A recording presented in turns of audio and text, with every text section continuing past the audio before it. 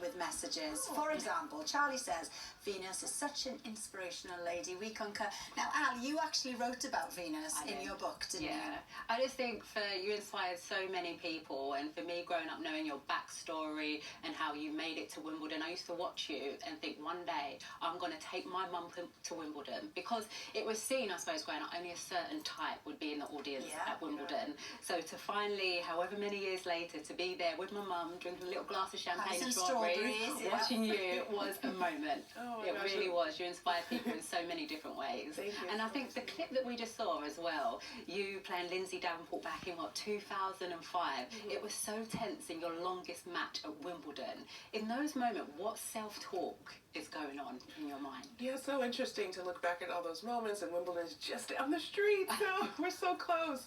You know, I think she played better than me in that match when I look back on it, you know, many years later, and I was never ahead until the final game.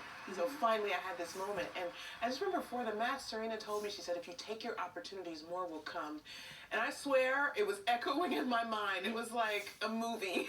But I had that final opportunity finally at the end, and I just took it, and that's what sports is about, right? Yeah. It's just a big stage, and that's life, too. Now, 6 years after that match, though, you were diagnosed with an autoimmune disease, weren't you?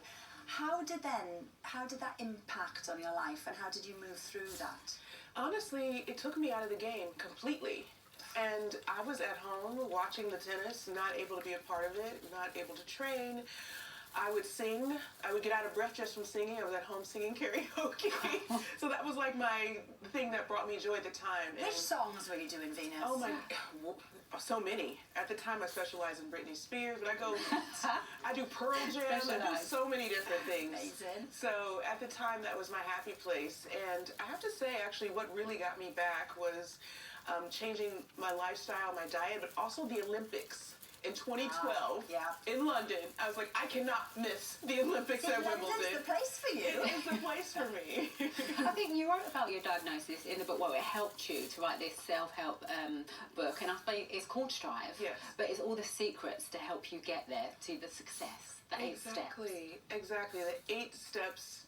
All these secrets that I've learned as an athlete over the years. I've played so many years, maybe more than I care to mention, but you learn so much in sport that's applicable to life. Yeah.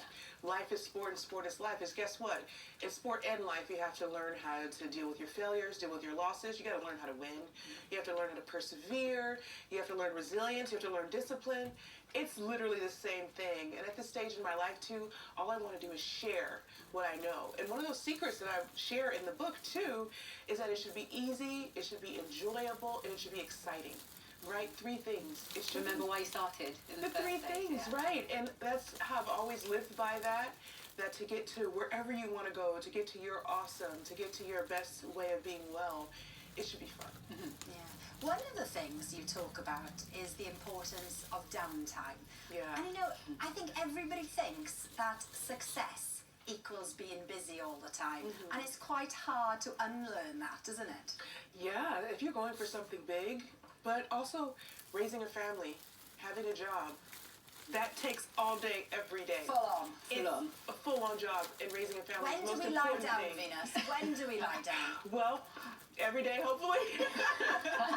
But, you know, one of my secrets and one of the 8 tenets is balance. And it's hard to find balance.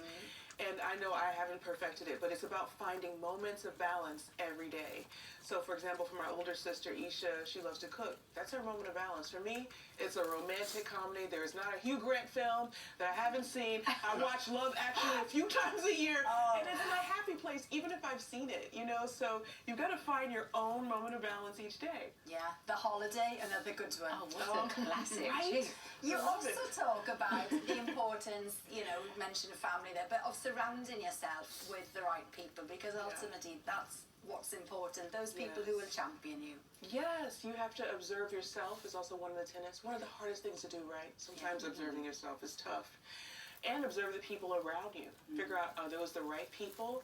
And you are who you surround yourself with. For example, if one of your goals is more financial literacy, maybe you have to start hanging out with a crowd that's what they do. And it's so important to be able to have that group around you who builds you up. And if you don't have that, now is the time.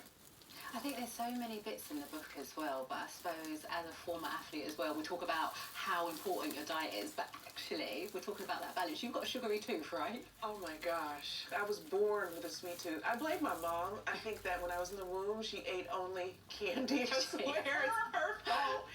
But it's all about, I always call it 80-20 rule because I'm plant-based, but also I'm a cheating vegan, which I call a cheegan. And, you know, when you're a cheegan, you can sneak some things in. And so 80% of the time you do your best, and then the other 20% are moments where you know, give yourself some grace. And that's even with moving your body, right? A lot of people think, oh, in order to get fit and be healthy, I've got to be perfect every day. That's impossible. But if 80% of the time you can do that, then 20% is a lot of grace, actually. I liked you before, I like you more now. That was brilliant.